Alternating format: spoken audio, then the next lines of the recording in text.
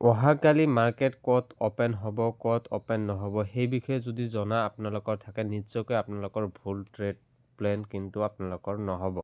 তাৰ আগতে আমি জানিব লাগিব US ডাটা কি হৈ আছে, ডাও জোন, ডাও ফিউচাৰ এইবোৰৰ ডাটা কি হৈ আছে। এইবোৰ ডাটা হৈ আছে মিক্স আৰু গিফ্ট নিফটি স্লাইড পজিটিভ হৈ আছে। অহাকালি ৰাতিপুৱা আপোনালোকে আকৌ এবাৰ চেক কৰি ল'ব। এতিয়া মোৰ এনালাইচিছখিনি আপোনালোকক দিবলৈ আগবাঢ়িছোঁ। ঠিক আছে, এনালাইচিছে কি কৈ আছে, মাৰ্কেট ক'ত অপেন হ'ব আৰু ট্ৰেড প্লেন কেনেকুৱা হোৱাৰ সম্ভাৱনা হৈ আছে সেইখিনি কথা মই অৱগত কৰিম আপোনালোকক।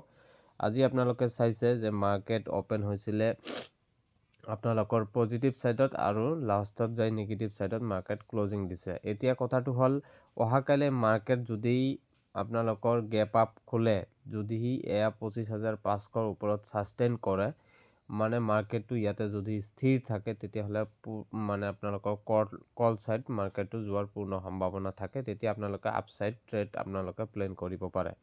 আৰু যদিহে কিবা কাৰণত আপোনালোকৰ মাৰ্কেটত যদি আপোনালোকৰ নিগেটিভিটি আহে, তেতিয়াহ'লে মাৰ্কেট যদি আপোনালোকৰ তললৈ আহে, আপোনালোকে ফৰ্মত নপৰিব। মাৰ্কেট আপোনালোকে অপেক্ষা কৰি থাকিব যেতিয়ালৈকে আপোনালোকৰ 25,380 বা 25,000 তলত মাৰ্কেট নাহে, তেতিয়ালৈকে আপোনালোকে কোনো পুট ছাইড ট্ৰেড প্লেন নকৰিব।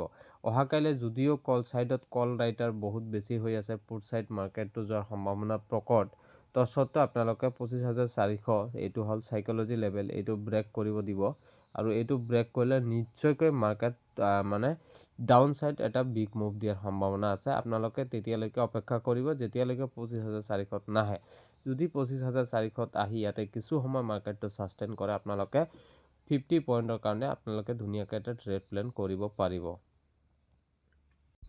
এতিয়া এটা কথা হ'ল, এই কথাটো হ'ল আপোনালোকে কিন্তু ব্লাইণ্ড ট্ৰেড প্লেন নকৰিব।